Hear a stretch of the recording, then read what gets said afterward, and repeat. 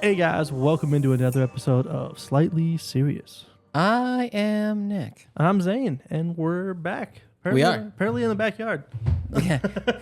Chilled out in the patio or some shit. It's like one of those rustic restaurants that you just like feel like Go in there and they're like, we're all from the country. They're killed in the back before they're served Despite to you. the restaurants in like the downtown city. Yeah. There's no backyard. We killed them out back. Out back is a shopping mall. Well, how's your week been? It's been good. Decent week of work. Weather's been actually pretty like mild. Yeah, it's been great. It's like 70. I know, like for the past couple of weeks, it's been like 80s and 90s, and like it's just too hot for me. Yeah, no. I'm a like mid 70s guy. I mean, if it's 80 and dry, that's one thing. But if it's humid the whole time, still it sucks. So It's so 70's humid been all the great. time. 70's been great. But yeah, it's been great. I took a big adult move today and applied for a mortgage loan, so we'll see how that goes. Yeah, you were just telling me. Yeah, looking to potentially buy a house. It's a big move. It is. It looks like a nice place, though. Hopes aren't too high on it, but it's a thing where it's like I'm gonna take a swing, see what happens. And it just shows what direction you're looking in, too. Yeah, you know? and even if I can't get the house I'm like looking at, like I can get an idea of my price range at that point. Yeah, So that's true. look at that. So I may potentially be, relocating it sometime in the future. Trying to at least get out of here. You all can't see it. But This has kept us sturdy for quite some time, though. It's done its job. That's for sure. Yeah. But yeah, how's your week been? My week has been all right. I got to spend some time with my kids. Since I got hurt and all the bullshit that's been going on with me, all the different stuff. Yeah, we talked a little bit about it last week. So Yeah, and not to get into that again, but it's like for a while, I wasn't driving because I didn't want to have an accident in case something went awry, and that led me to not have the kids as much, and so I got to spend some more time with them. Hell yeah, which was cool, which I needed. I needed that. I love oh my yeah, girls. kid time is great. I spent some time.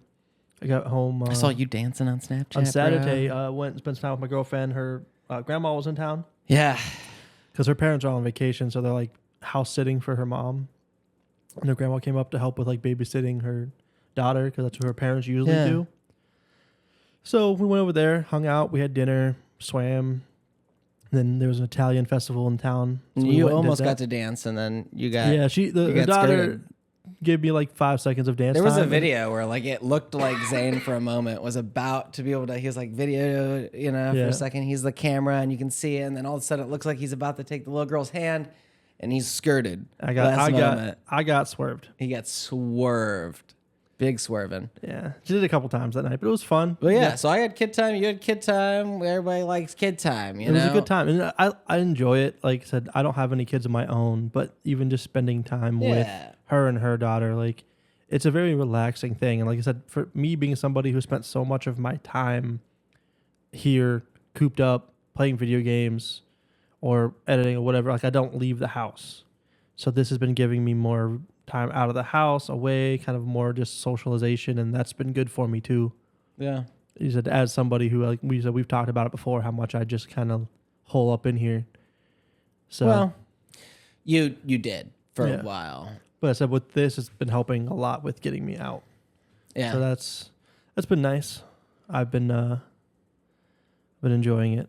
That's for sure. Good. And I said, now I'm just kind of on the waiting. You seem happier for sure now that you have just been. It's one of those things where it's like, after my last relationship, it was kind of like a period of like, keep working and keep doing that. But it was like almost when you were in a relationship for so long, you're like, what am I working for? Like, I'm not one who puts myself first, but when I have no one else to put first, like I kind of ran into a spot where I was I totally get that. So I was like in a spot where I had relationships. People do it when they have kids. People do it with all kinds of different things. Like sometimes if you are not enough just to do it for you, you're like, and if you don't have something else, like some sort of higher purpose or anything, like people oftentimes need something or someone else to work other than themselves to do it for. Yeah. Or else it's just like, well, fuck this. Yeah. But yeah, so like that was a rough time, but like I said, I've been getting better on that part, but then also just like she's been very helpful with like helping me with my mental and like motivating myself for me and things like that. And just watching a single mother like work as much as she does and still take care and like provide for her kid, like that's inspiring itself. Now, if she wasn't listening to this, would you still be saying those things? Yeah, I say it to her all the time. Shit. No, I'm just giving him shit, but it is, and she did give me shit. I will say it's funny because she occasionally will like watch one when she has time, and she sent me 2 clips from 2 episodes where I referred to her as friend. Oh. When I was like in that period where like I wasn't, because I hadn't talked to her about whether or not she was comfortable with me mentioning her on the podcast. You had a girlfriend. You can say I have a girlfriend and refer to her as my girlfriend. I know, but what I was talking about, like, it's not like they're gonna go, where is she, and find her. No one gives a fuck. But there's still like, so there's other podcasts I've watched where the guy's like girlfriend didn't want to even be like, so he never even mentioned a girlfriend the whole podcast, and that's because she didn't want to be. Because she wanted acknowledged her. But no one's knowing of her. They just know he has a girlfriend. Yeah. Do you get it? Like, it's almost like selfish. But it was also like no one even knows. Yeah. You're just saying I have a girlfriend. It was just a spot where like, well, they're gonna know who. Like, no. I hadn't talked to her about it, like her comfortability on like how much I could talk about and stuff. So I had kind of like kept it vague. That's one thing if you're saying her name, you know. And she said you it have to a me. girlfriend. Yeah. She's a female, and she has a kid, a 2-year-old daughter. Like no names were being like. Yeah, and I get that, but it's still just like in that spot where I'll be the first to tell you I got 2 kids, Harper Moon and Kieran. Yeah, but those are your kids. Yeah, those are mine. Those are. This is all her. But you don't need to say her. You get what I'm saying? I know, but it's also your own comfortability. Like, it's also the fact is, you know, it's not just her that watches. And so it's a matter of like how much of what me and her do does she want people that, like, around her to know?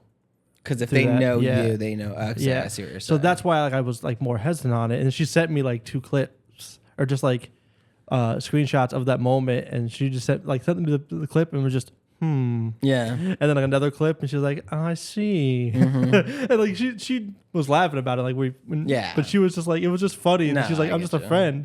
She's like, I know like 10 minutes later you actually refer to me directly, but it was just funny that she was like, I guess I'm just a friend, huh? But no, it's been a good time. It's been healthy for me, and been working a lot towards like goals again. Yeah. So like with this house thing, like that's a huge step. The important thing is also to not only have, and I have to do this for myself because my kids are such a huge part of why I do anything, why I even get up half the time. So it's like, I also am starting to realize not being able to have them as much, you know.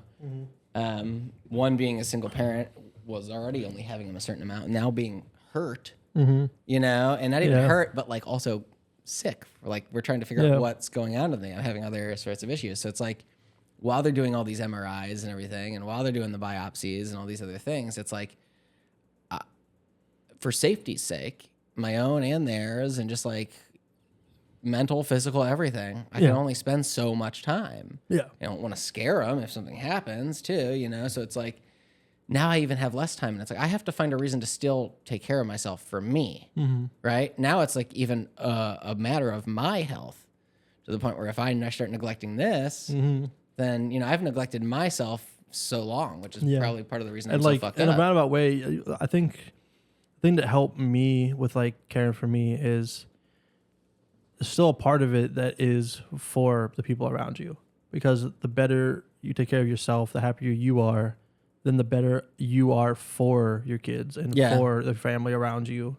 But so like helping think of it a little bit like that too kind of helps, at least with my aspect, like of motivating me more for myself. But then you're still only motivating yourself to do things off the premise that it's also helping. So it's like, and this is what I'm coming to realize. It at least gets you in the habits. It does. It does. So, but once you've established that, you also have to remember, like, because this is why, like, when people have a healthy relationship or something for a certain period of time, or like lose someone that they love, that they were doing everything in life for, then they fall to pieces because they're like, my whole foundation is gone. That's why everything I was doing everything for is gone. So it's like, you also have to be broad thing. As I said, like, it's for me, but like I said, but me being better is helpful for everyone around. Yeah, not just like one person. Like it's good for my whole family. It's good for my friends that are around me. It's good for future friends. It's good for work. It's just good in general. But knowing that it has like, yes, it's for me, but it's still going to have ever like an effect on others too. Everything, if you're my whole life in general. Because if you're unhealthy, then oftentimes thinking that far down the line has helped me with focusing on now then.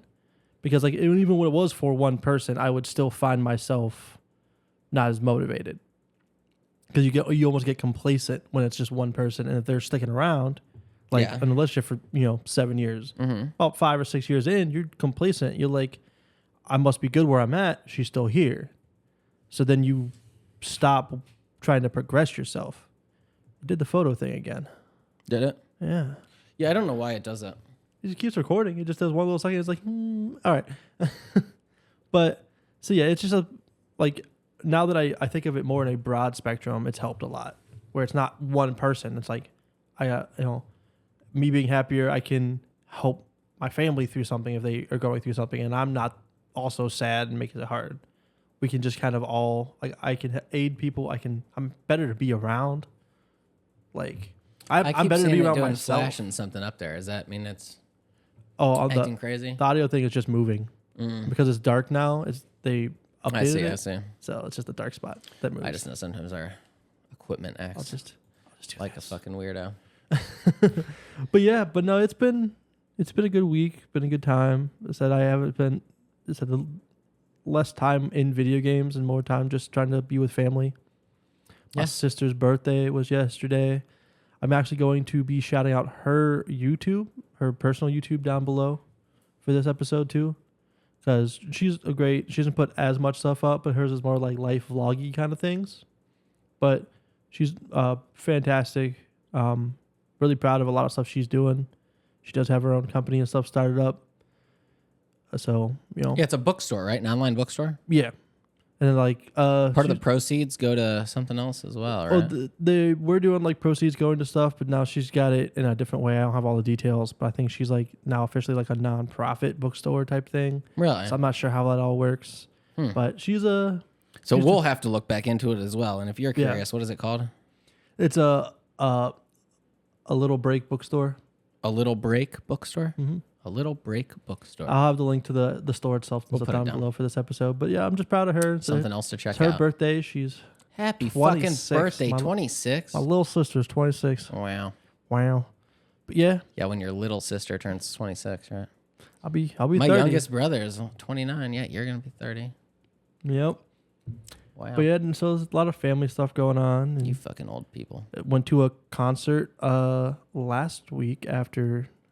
Yeah, Train, REO, Speedwagon, and it was Yacht Rock review. Yacht Rock We talked about it because we recorded the day before. We recorded that night before, and we talked about it, kind of listened to a little bit of the Yacht Rock review stuff. REO Speedwagon sounds so fucking familiar to me, but I can't think of the song I would know. What is it, Zane? What would I know by REO Speedwagon? You'd probably know a lot. It's one of those like old, like the classic rock. I just saw Snack God pop up. I remember that shit. He's trash. He's trash. You'll know this song.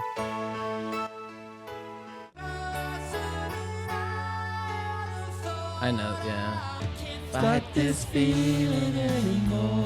So yeah, it's like some karaoke type of music. Yeah, it's old like 80s, 90s that rock. Journey, man. like yeah. Okay. So some REO Speedwagon, Train, which is great. Yeah. Train's great. But even Train, like a lot of people like. What songs did he play? Any of the? They old played stuff? a lot of the classic stuff, a couple new ones, but mostly a lot of the classic stuff. Good. And then Yacht Rock, we only caught like the end of theirs, but they were actually pretty good too. Those are pretty vibey stuff. We got there like near the end of their sets when we actually got in. That was there. the first people that played. Yeah. Sorry, pretty early. We got there like 6:45, just about 7. New, they were already finished. They're not They've been around for a while, but they're just the more covery music, so they don't like headline tours. Cover bands don't typically do that. Sense. It's a cover band. Yeah, they like cover like the old 80s like rock. Oh shit! With that yacht rock genre. It's called Yacht Rock. That was a real thing. Yeah, pretty sure that's like what it was actually called. Are you sure? Yacht rock is a broad music style and aesthetic commonly associated with soft rock and one of the most commonly successful genres in the mid-70s. 70s, not 80s. Oh, mid-70s to mid-80s. So yeah, they're just that. So they're the Yacht Rock review. So they kind of you know. The 80s, when LSD turned to cocaine, I think things got a little bit more hype. But yeah, so it's good. It was one of those things too. Is like REO Speedwagon. They just put out like a 30th anniversary edition of one of their albums. Thing is they had an album go out in like the early 80s. That's 40 damn years ago. Mm-hmm. That's wild. And they're still out there jamming, having a good old time.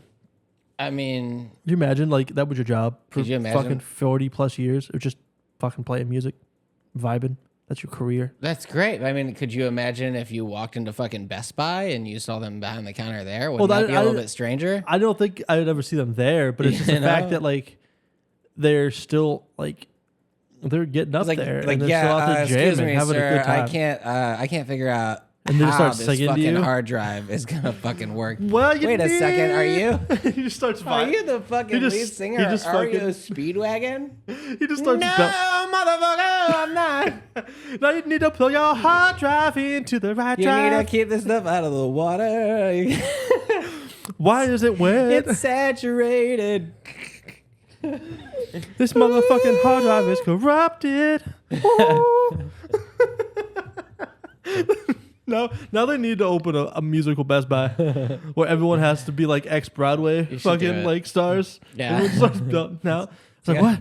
You want a TV? I see you've been a Tech Squad member for 14 years now, but do you have any singing experience? They're like, we have someone wanting a TV. Do you have any like four guys slide out from back and do like a whole choreograph like about the TV.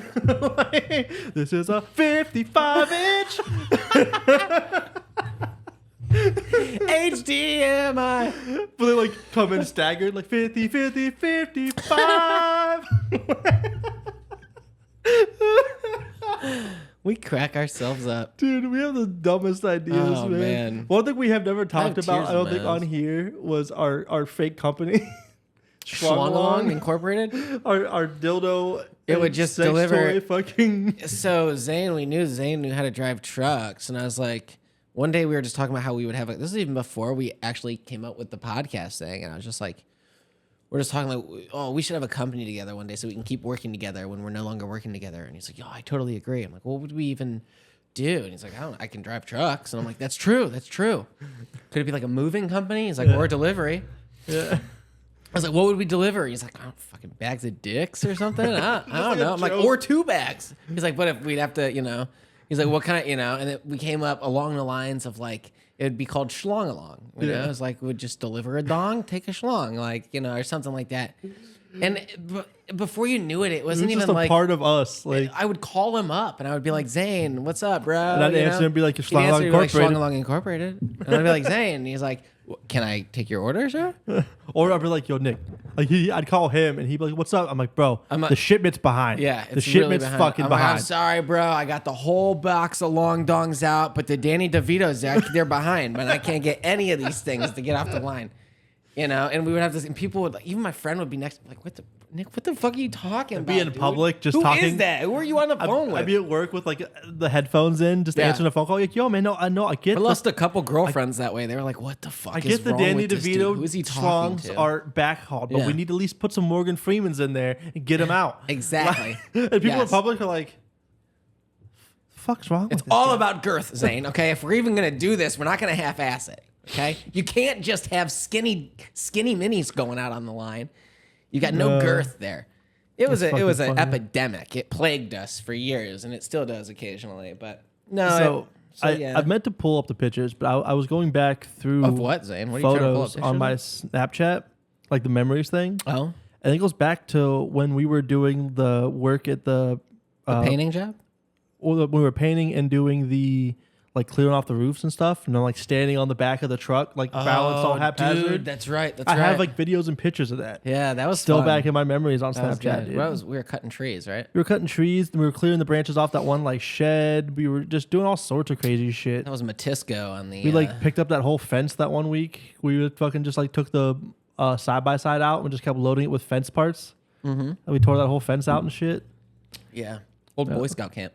That was like the best part of working there was that summer because like half of our work time wasn't even doing our job. We were out there fucking. That was a great summer. Renovating, fucking doing like handyman work. It was a great summer every weekend, pretty much. But near the end, it was like pretty much all we did, like the last couple weeks, because like it was like they were busy enough for all of us, so they just took like the couple of us out there. My work ethic. Funny thing is everyone who did that, like I think 90% of the people that worked there when we did aren't there anymore. No, maybe not. Or I know some people went back. But I know like fucking Devin. I don't think Devin's there anymore either. Bro, who knows? He's not? No, I don't think so. I don't think he's with what's her name anymore either. Really? That would be interesting. I don't know. But yeah, it just crazy. I got bored. Started like scrolling back through pictures and shit like that. Yeah. It's like reminiscing on crazy shit. But it was like, damn, I forgot about that whole like. We worked for a power washing company together for a while. We were professional power washers, and we would go on like 20-foot ladders up.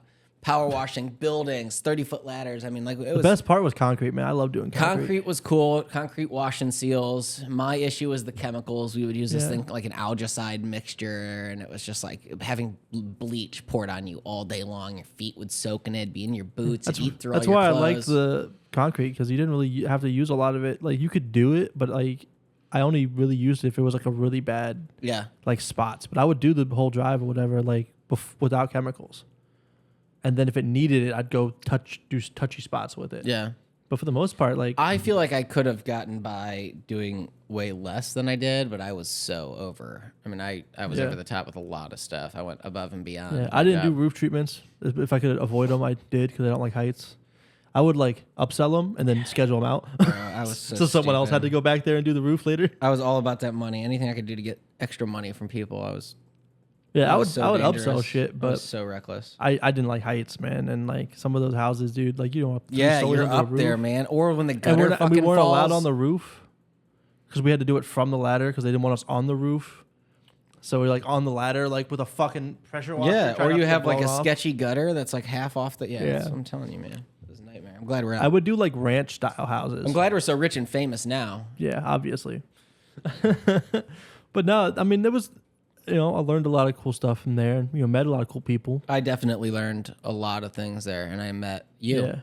Yeah. I mean, we literally more than anything. Like the first day, I remember that fucking like interview. We walked in there on the group training interview together. Yeah, we interviewed, and then we were in the group. We're going to be interviewing as a team. I don't even know him, but he's my partner. We're here to fuck shit up. And then I remember we did the one day of orientation, and then we were laid off because of COVID. Yeah. And then we came back, and we were like one of the few they like brought back. Yeah, they brought back groups of 10 people because you couldn't have more than 10 people in a room. So there was like 8 of us and 2 teachers. Yeah. And they'd bring up groups, and we were the first group to get called back. And then we had like a week and like 2 days of like on the job training. So of like 40, 50, 60 some people that are originally hired, Zane and I were not only in the initial interview together, which consisted of maybe 8 people, but then of those 8 people, were 3 from that training group that got hired. And then of those 3, we were the only 2 that got called back for the first group. And then we were like the only ones that really made it more than like 6 months. Yeah, and we were the only ones that came back. Did you come back after your first year? No. First year happened, and then I went. I was the only one that came back because I couldn't afford layoff. I couldn't afford the winter layoff. You couldn't get through the. So because I needed I couldn't live off workers' comp. I didn't have it wouldn't be enough to cover my bills at that time. Yeah. So I went and got a full-time year-long job, and then I left there and got my CDL. Now I drive big ass semis. Now he drives trucks, and I run people over for a living. It's a good time. No, he doesn't. I mean, I get close. Tries not to. I get real fucking close. I don't know if I told you about it. The other day I was driving. I'm on the highway, and I'm in the right lane. Cars pass me on the left. Out of nowhere, a fucking U-Haul passes me on the shoulder, going like 90. I was like, the fuck? A U-Haul? Yeah, like most of the trucks was like one of their vans, like the little like sprinter van type things. Passes you on the left-hand side of your truck? On the right. He was on the shoulder. He went down the shoulder to pass me. I was doing like 70. I'm getting passed by cars on my left. I'm in the right lane where I'm supposed to be if I'm not able to pass people. Yeah. And he passes me on the shoulder, going like 90. That's fucking crazy. And just swerved all the way back to the left lane. It was just weaving and was just gone. I was like, fucking what? Yeah. I'm surprised, like, of all the technology with like the cameras in cars, because like all our trucks have cameras, and they go off if you hit the brakes too hard, you swerve, things like that. Well, I'm surprised those trucks, that company knows how fast he was going. They could track that. But I'm surprised they don't have cameras in those. They might. To like at least is it UPS truck? No, it was a U-Haul brand truck. Oh, it was like it said U-Haul on the side. I'm surprised the U-Haul doesn't have those like at least front-facing dash cameras. I could get not having the rear ones. They might. But like they don't all because I had a U-Haul recently. They don't have them. I'm surprised they don't all have at least a like front-facing one. Just to keep for insurance purposes and shit like that. I'm surprised they don't have those. No, it's true. I don't know that they don't, but I know the backup cameras are there. Yeah, backup cameras. Yeah, but I mean that's because you can't see. But you're right. Not every single one would probably have now, but they should have. Yeah, just even insurance wise, yeah. Or like governors, like this truck can't go faster than 70. It's not going to prevent somebody from going around your right side though. But if I'm going 70, reckless though, bro. Like there's no reason for those U-Hauls to go faster than 70, because the speed limit, unless you're in like Texas, is 70. But even that, man, you're in the far right lane of a highway. Yeah. And he went around you on the right side. Yeah. Through the median. He was on the shoulder. Whatever it is, the shoulder. Yeah, that's illegal. That's so I know. illegal. But I was saying, but like the fact that I was going 70 and he passed me. I get it. So we've established your speed. We've now known that you've went 75 different times. I'm fucking governed. You went they 70. Should be governed. He really is upset. He went 70 miles an hour and he still went around him at 70. Passed him on the right side at 70 whole miles an hour. Yeah. That's nasty. That's bad behavior. That's unacceptable is what it is. So fuck. I also see you have your keyboard here. So Nick's been messing around with the little keyboard. We're in the process of like in the future making our own music for the content. You've noticed now that we have a different sound at the beginning of our episodes. We're going to keep this sound probably for a whole another 10 episodes. At least, probably more, until we have something that we're for sure we want to put in. Until we have something that we know we want to put in. And once we know we want to put it in, we'll put it in. But I've been fucking around with a few little sounds here and there. Yeah, we had tossed up the idea of like, sourcing it out, having someone else make us intro music, sound, things like that. But the issue is that later on, even if they don't copyright it now, if we don't have something in writing, they could very easily, Zane, claim it later. And then take all our money, man.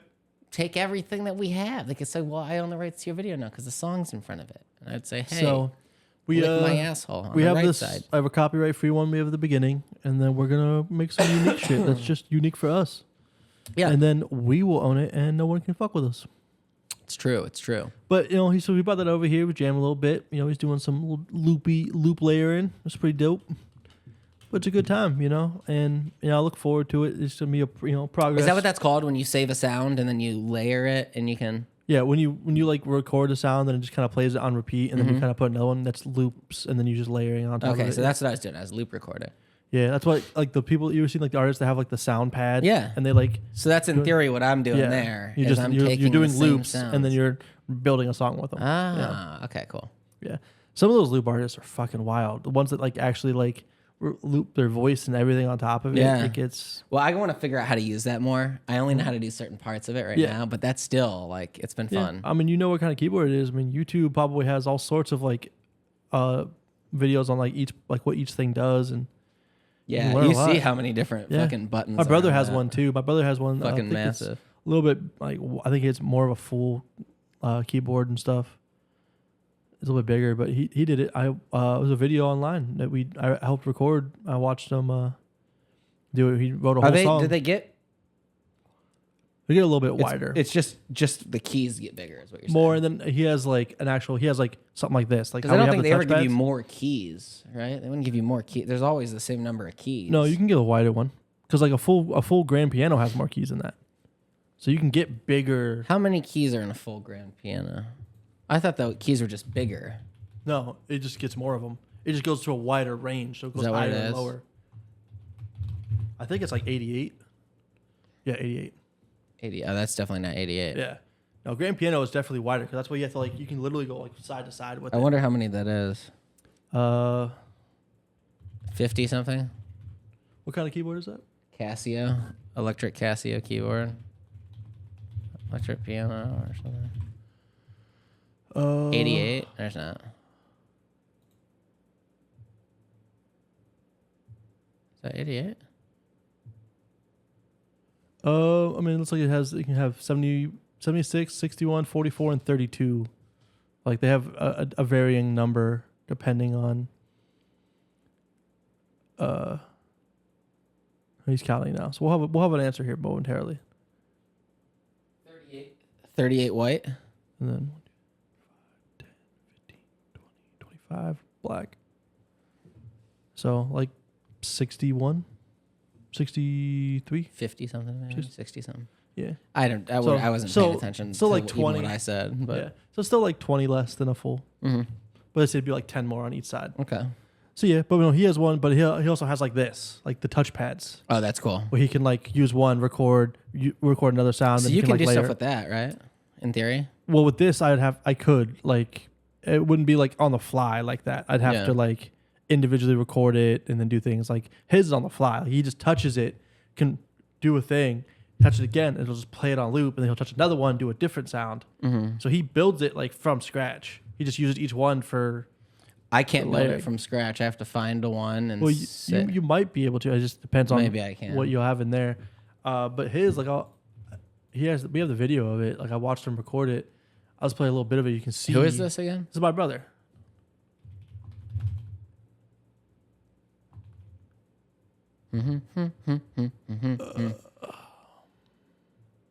Get it, find it. It's hard to. Oh, it's so. He doesn't know where it's at. You better find it, Zane. You better find it. Taking all these seconds on you. You got to find that stuff right now. What is this? What am I looking at? This is his song he wrote. Here we go. Stay tuned.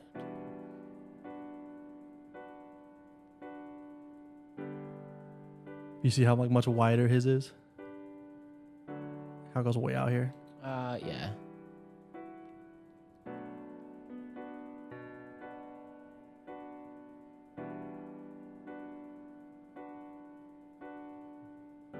So he's just like recording a loop. You can see his little pads lit up. I'm having a hard time seeing it just because of the glare on here, but it's very slow start. Yeah, and then he like builds it a little bit. Okay. He's building the drums himself right now. Yeah. So you turn the keyboard to drums, and he's building the drum line himself. Mm-hmm.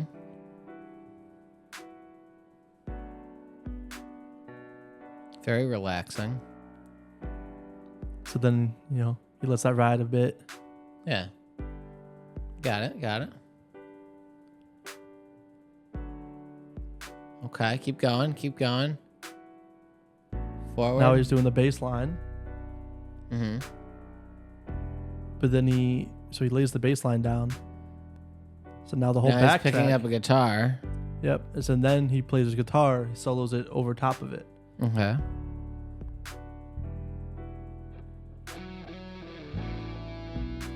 There you go. But he literally built it all right there as he like sat. Yeah, no, I get what you're saying. Yeah, but that's the kind of cool shit that I know you can do with at least. Yours might have a little different process. I don't know what it does. Yeah, I just have it. I just knew I had it, and so, fucking around with it, I could do a few things here and there, like we did the loops. It was fun. Very nice. Yeah, real talented motherfucker, my brother, man. Like, I don't have the musical talent he does at all.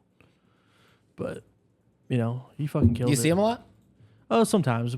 Our schedules are rough, but like I'll message him, checking in on him and shit. Yeah. He lives like a half hour away. Oh, it's not bad. No. He's just out towards... Kind of surprised I never met him. Yeah, I said, I don't think I've met any of your family. No. Have you met any of mine? No. No. I met your kids. Yeah, that's true. Both of them? Yeah. Yeah, you met both. Yeah, that's for sure. You had one here, and then yeah. definitely. Well, I know you met yeah. Hart, but yeah, you met me older. Yep. Cool. Well, hell yeah, brother! But you also have been sticking to your books. I am an avid reader. Mm-hmm. It is something I've been doing. Yeah. Yep. I actually have been inspired. Have you? Yeah. We talk about that too. Well, have you? You know, I've been practicing magic, and you made me feel like I was inadequate. So have you been studying as well? I've been doing a little bit of the studying. Yeah. Good. Well, we should discuss this. I have here with me the first topic of conversation: Harry Potter.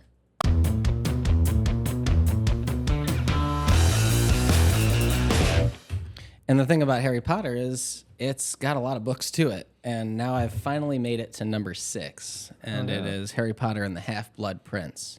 But before we even talk about that, we really you've made it to number 5 with me, correct? I do the audiobooks because of my job. So I am like 2.5 hours left in the 5th book. So I've almost caught up to him. With all the other books he's reading, I should be able to catch up here in the next week or so. Yeah, I'm reading quite a bit. So the thing about this is, let's start with Harry Potter. You and I, before we even discuss the books, have recently taken what? A quiz? Yeah, we did the sorting quiz. The sorting quiz. And the sorting quiz consists of a number of questions. Yeah. So if you've seen the movies or the books, you know about the sorting hat. First year Hogwarts students put the hat on, tells them what one of the 4 houses. There's Gryffindor, Ravenclaw, Hufflepuff, and Slytherin. And I believe it's like usually typical, like Slytherin is people that have like... Slytherin is known for their cunning. They are very cunning. Okay, they're sly and cunning. Ravenclaw is like brainy. Highly intelligent, all about study. Gryffindor is like bravery, strong heart. And then Hufflepuff bravery is pretty and friendship. Much everyone hardworking. Yeah, Hufflepuff is hardworking, but pretty much everybody else. The leftovers. They talk about it more in like one of the song, the book, the Hat sings. I think in the 5th one. Yeah, we talks about how like they all had different ideas of who should be taught, and then Hufflepuff was like, I think everyone should. So pretty much it came down to like including Slytherin, people who were Gryffindor, also not pure blood. Pure blood, like yes. But like so like Slytherin would take their cunning people, brave, go to Gryffindor. Ravenclaw has all the ones that thought were really smart, and then Hufflepuff was like, well, everyone deserves a chance. So they taught the rest pretty much. I have a friend of mine who I told her to take the quiz, knowing full well that I thought she was going to be Hufflepuff. Just thrown back it, she was. Told Zane to take the quiz. I said, you're going to be a Gryffindor. You're a Gryffindor, weren't you? I was surprised. I was Ravenclaw. Makes sense. Yeah, he's a smart little bitch. Why were you surprised that you were going to be Gryffindor? I don't know. What do you think you were going to be? Hufflepuff? Thought it might have gone Ravenclaw. Really? But I guess there was just enough. I did say that you could also potentially be Ravenclaw, but you said like potentially Ravenclaw, but I'm pretty confident Gryffindor. Yeah, it ended up being Gryffindor. Yeah, and then I proceeded to take because like when you make your little profile on that site, it has 2 other things it wants you to do. There's a Patronus quiz. It kind of figures out what your Patronus shape would be. Yeah, and the Patronus in the books was how they fended off the Dementors. Yep, Expecto Patronum. Expecto Patronum. It just took a picture of me again. You see that shit? Your magic is too much for the camera. I'm sorry. I have to put this fucking thing down. This is a very special wand. Zane, you got a wand. I do have a wand. What is yours made with? You know mine has the microfibers of the unicorn nut hair. Mine is the wood from the redwood trees. Redwoods? It's the wood. It's redwood wood. The bark was actually carved into the handle.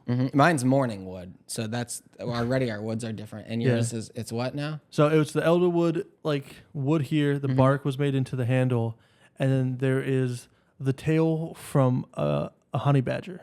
Nice. Yeah, honey badgers don't give a shit, is my understanding. Yeah, they're assholes actually. The honey badger so this wand does a lot of shit on its own sometimes. Like even when I don't have it, it just fires off shit at me. Well, don't point it. Can you just? I'm pointing it away. It does attack me sometimes. Well, don't. So, just study up so you know what you're even doing. Yeah, the wand's supposed to pick the person. I just kind of took it, so it's not happy with me. I'm trying to like tame my wand. What's the first Harry Potter book? The first one was Harry Potter and the Sorcerer's Stone, or if you're in England when it first was released, the Philosopher's Stone. Correct. Number 2 was Chamber of Secrets. Chamber of Secrets. Then there is the Prisoner of Azkaban. Then the Goblet of Fire. And Then we have the Order of the Phoenix is the 5th book. Which is all we're caught up to right now. I'm like 200 pages into 6. He has not started 6 yet, but he will probably have it done by the end of the weekend. Yeah, and I think at this point, what's going to end up happening is... We're going to take a break from the Harry Potter theme on here after we're going this to episode. Finish the series, I think, both. Mm-hmm.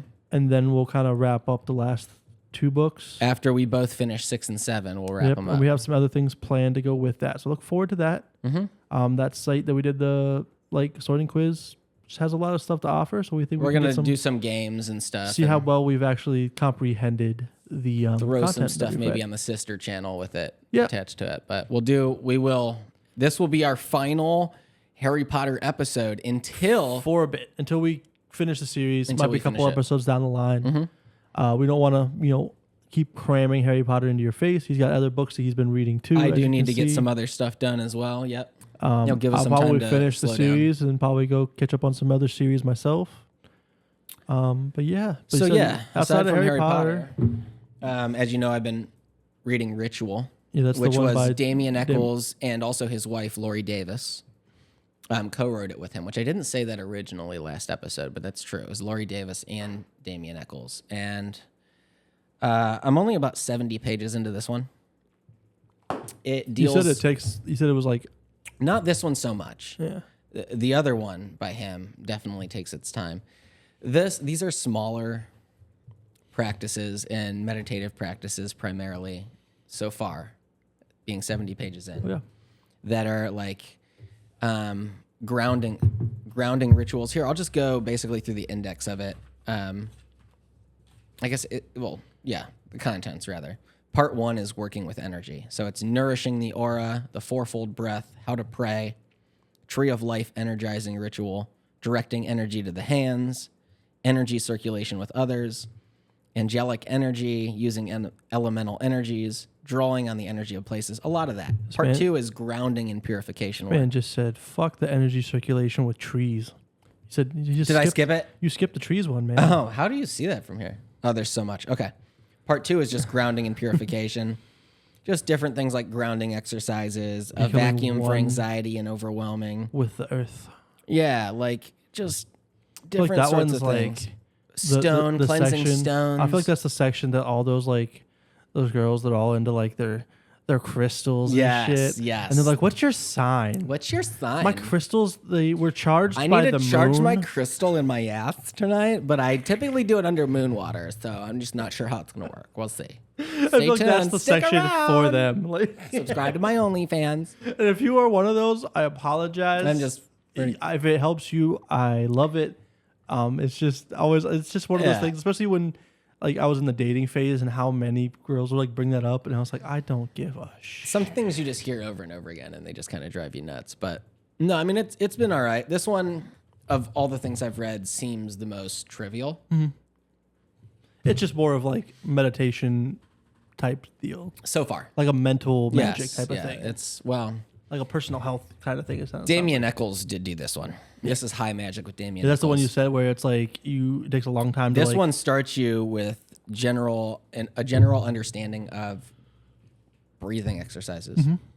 Then it adds in visualization, and then it brings in a vibration of the word. Mm-hmm. So when you say certain words in Hebrew in certain ways, so I've had to almost learn Hebrew. So like Ehyeh, Yehovah Elohim, Yehovah Eloah Vada'ath, Shaddai El-Kai, Adonai Ha'aretz. So I've had to learn certain things, and then you have to learn how to say them. So you have to vibrate those certain words, and that vibration, like when you go to church and if you mispronounced them, I'm sorry. They're not, but they're not mispronounced though. But if I did, I'm sorry. He's trying. But he didn't mean anything by it. He's actually trying. He's a good dude. Fuck you. I'm terrible. No. So like there's a lot in here. It's the middle pillar exercise, which has really stood out to me. Then you have the Kabbalistic cross exercise and the lesser banishing ritual of the pentagram or lesser invoking ritual of the pentagram. Those are like 4 practices that will just blow your fucking socks off. Mm-hmm. There have been times in which I did that middle pillar exercise. I'm not even going to lie to you. Where I have done it, and after doing it, which took me anywhere from 20 to 30 minutes, laughing uncontrollably, crying uncontrollably, back and forth. Like, you have to do certain things with your breath and certain things with your vocal cords and visualization, and you're standing still for such a long period of time to the point where, since you're breathing and the vocal inflection and standing still, you get yourself to a whole nother state of consciousness. It's really wild. This stuff is incredibly powerful, and I truly believe in this shit. What's the front say? The front of it is a sigil, or not necessarily a sigil. It's a God, what are they called? A rune. From what? This is, I believe, either Michael or Gabriel, the archangels, because some of the practices that you do, they have you invoke angels. Like find a picture. Michael, Ariel, Gabriel, and Raphael are all archangels that are oftentimes invoked in some practices. Again, certain words and certain phrases, and sometimes even people who hear the word like God over and over again and things like that, they just get like I'm so sick of fucking hearing it said like this. So sometimes to hear things said a different way helps. Damien Eccles does an incredible job. Yeah, I can't even find that in cover. This book, High Magic. I just I can't recommend this book enough. And if you're not familiar with Damien Eccles' story, you really need to understand his story. You talked about it the first time you mentioned it, like in one of our earlier episodes. He was sentenced to death. He was put on death row at the age of 18 with he and 2 of his friends who grew up in Arkansas were falsely convicted of the murder of I think like 3 8-year-old boys or something like that. They're like 3 boys that were murdered brutally and killed, and they blamed these 3 boys, like saying they did it ritualistically, like sacrificing them for practicing their magic, because they, growing up around that time, listened to the type of music that people had villainized. And Arkansas is such a strict religious state, and they've never had a false conviction and all these different things, to the point where it eventually led to Damien being the only one of them that was actually like sentenced to death because he was 18. The others got life in prison. One of the boys wasn't even fully right in the head, like he was mentally disabled.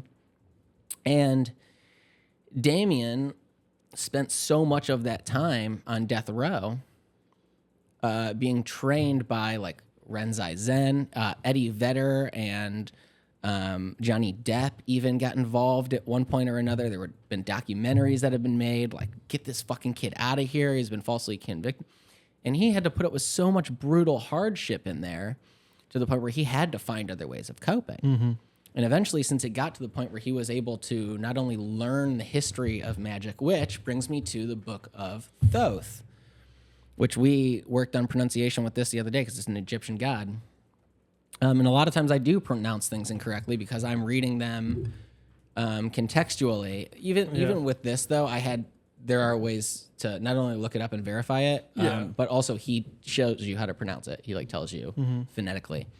But in the Book of Thoth, which I'm really only 26 pages in, I'm getting, in just the part that I'm at, the origin of the tarot, a little history of like the tarot and the cipher manuscripts, the Hermetic Order of the Golden Dawn, the nature of evidence is a chapter, summary of the questions hitherto discussed, like what the universal hexagram, how it coincides with days of the week and astrological signs. And I mean, there's a lot here. This is Aleister Crowley, Master Therian. Very interesting book. This requires a lot of concentration, a lot of study. This is basically like a thesis, more than a thesis that he's written on it. This is it's just a, I don't even know how to, there's probably right in the front I mean, you can even see where it says where it's classifications in the different, the secret organizations that it's been an actual book of. A short essay on the tarot of the Egyptians, being the Equinox, Volume 3, Number 5, by the Master Therian. So, for those of you who aren't familiar with Aleister Crowley, I believe it was the year 1904. Aleister Crowley is said to have, and it was published in Equinox of the Gods, and to find a copy of the Equinox of the Gods, it's going to cost you a couple $1,000s probably, like the original copies of it. However, they are now available in several different volumes online. I think there's 10 different volumes. Each of them are like $40 a piece in the cheapest volume or something like that. 800 some pages in a volume. Huge work called the Equinox of the Gods. Aleister Crowley, in the year 1904, I believe, performed this ritual in, I believe it was a pyramid or something, or a temple in Egypt, in which case he had a deity of some form who had passed along to him the book of the law, in which case there's a lot more to it. He is taken under the name of Perturabo or something. Egypt in the Book of the Law. In February 1904, Crowley and Rose arrived in Cairo, pretending to be a prince and princess. They rented an apartment in which Crowley set up a temple room and began invoking ancient Egyptian deities while studying Islamic mysticism and Arabic. According to Crowley's later account, Rose regularly became delirious and informed him that they are waiting for you, in quotations. On 18th of March, she explained that they were the god Horus, and on March 20th proclaimed that the equinox of the gods has come, and she led him to a nearby museum where he showed him the 17th century BCE mortuary stele of... Not even going to try. The stele of revealing is what it translates over to. I'm not going to fuck that word up.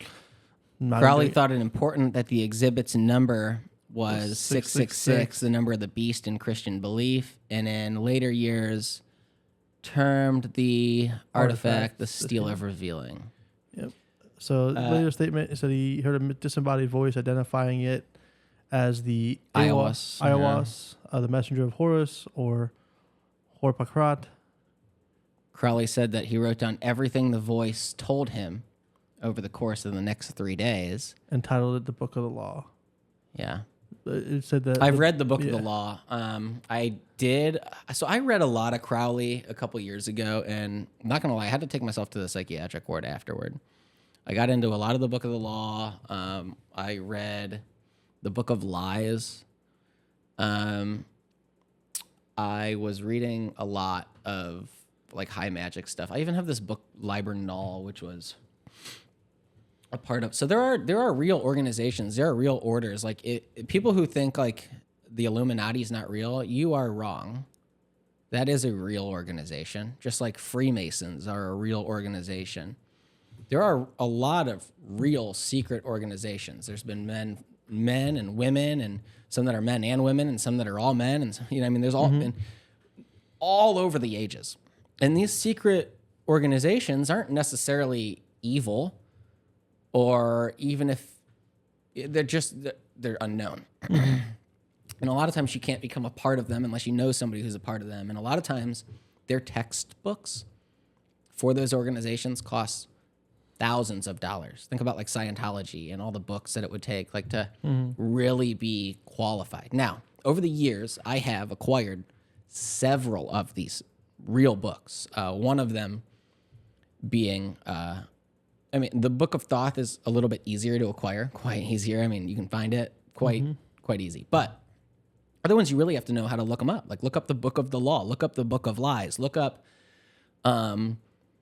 Equinox of the Gods. Another one I have is called Liber Null and Psychonaut. And that, in the very beginning of it, says that this is a textbook out of, the organizations that it's out of, direct part of the IOA, Some of them say, after reading, burn these copies. They specifically tell you, burn the copy. Like, we don't want this in circulation. And a lot of times when you go and you buy these copies online, if you're going to buy a cheaper version of it, they are printed to order.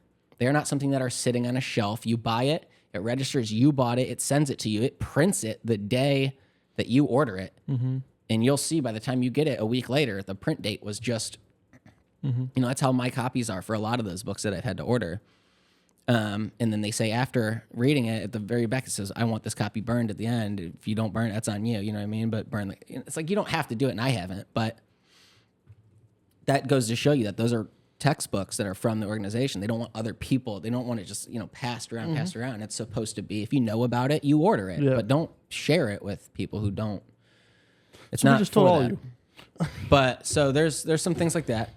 The other thing I've been reading is, and I have a huge fucking copy of this at home, but I had to have the reader's edition because the other tome, it's a fucking tome, dude. It's enormous. The Red Book, Carl Jung, famous philosopher. He's an artist. Talked about quite a bit in the 12 Rules. Mm-hmm. He's mentioned quite often in a lot of things. The Red Book was not released until after Jung's death. It was, even then, quite some time coming and involved quite a bit of work from his family and getting permission to have it released because it was never anything that Jung intended to have released. It was more of a personal account of his battle with himself and trying to find his inner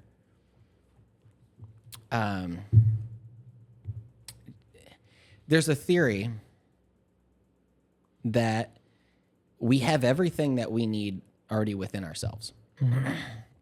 And oftentimes in order to find a certain enlightenment within ourselves, whether it be heaven or any sort of thing like that, we have to confront our deepest hell. And so it seems as though Jung in this Red Book has plunged himself into the depths of his own hell.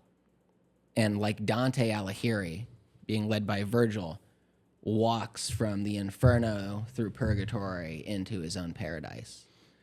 It is unbelievable. I mean, this version of it is just bound. There's only 2 versions of it you can get. One of them is the big version that I have, which was a couple $100.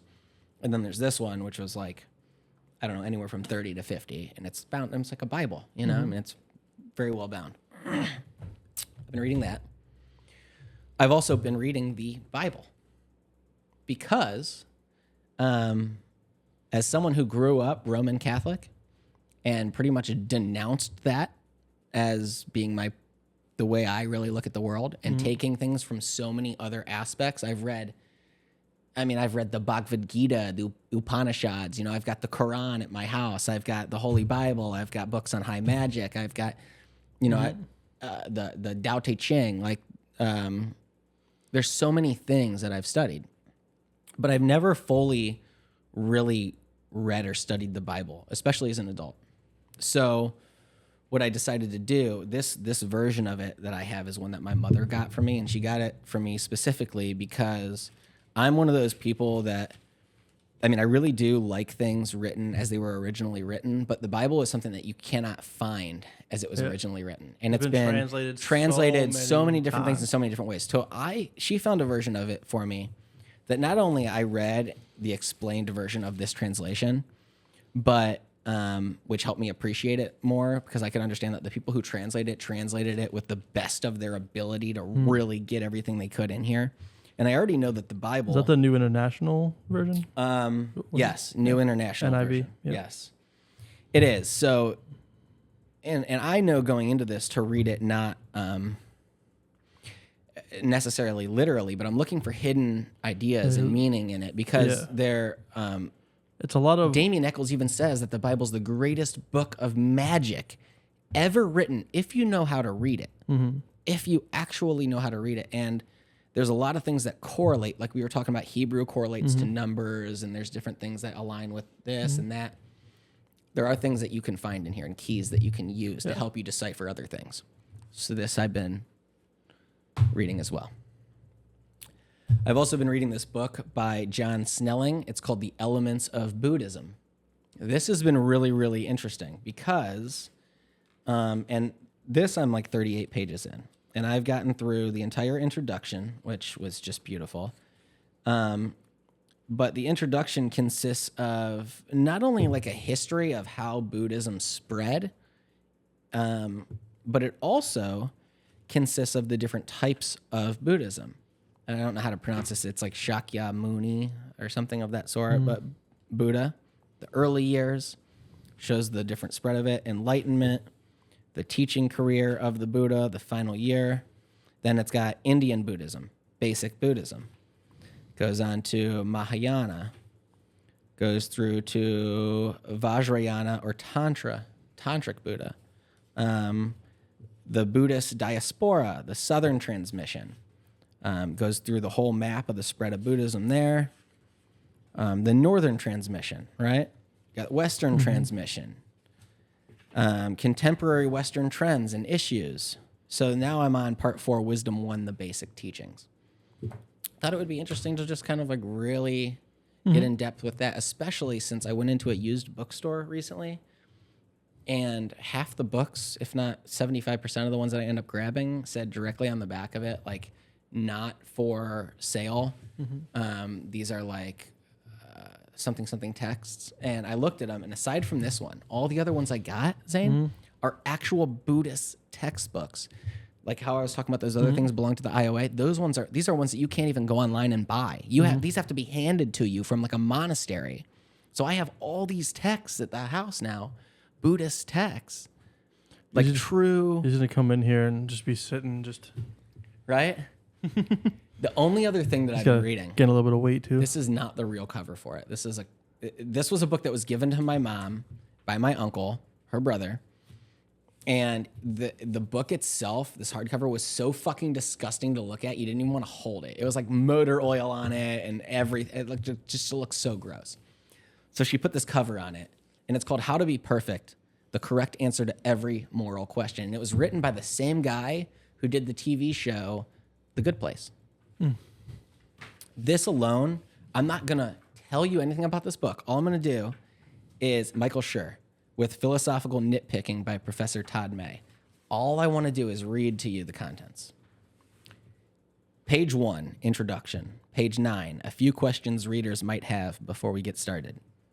Part 1, in which we learn various theories about how to be good people from the 3 main schools of Western moral philosophy that have emerged over the last 2,400 years, plus a bunch of other cool stuff, all in like 80 pages.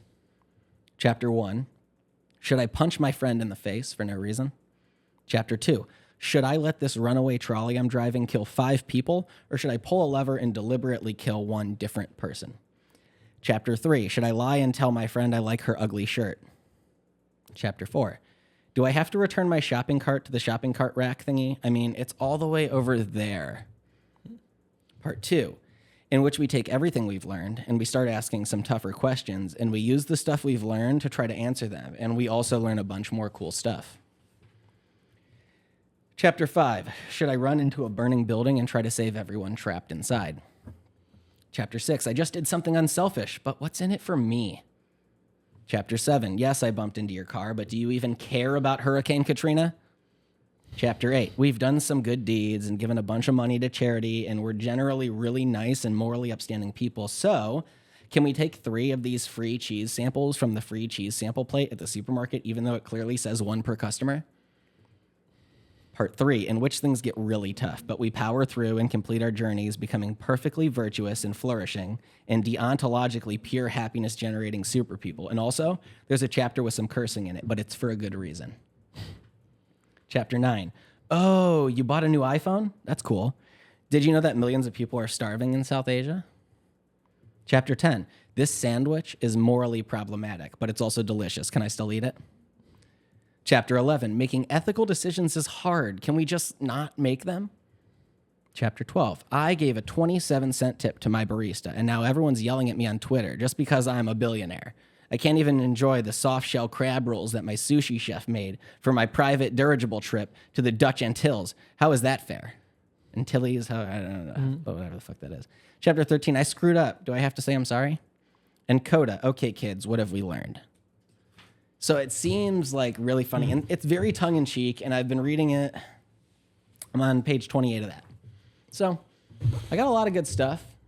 And I feel like that's the end of...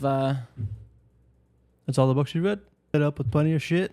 Yeah, I've been reading a lot. Any plans for the upcoming week? Well, I have a doctor's appointment tomorrow. And then I have one more doctor's appointment, I believe, the day after that. I'm going to have my kids all weekend. Hell yeah. But the following upcoming week, I got an MRI on my brain, an MRI on my spine, and an MRI on my left foot, all within 2 days. Sounds So I'll get more information soon. Hell yeah. Like a lot of doctors stuff coming up here. I was abducted by aliens, so I have to get poked and prodded now just to double check that my sphincter is intact. It happens. It happens. Yeah, you don't want to blow out your O-ring. It's all good fun until that happens. Yeah. Well, brother, it's good to hang out with you as always. Yeah, I'm glad to be here. Thanks for having me. We're back again.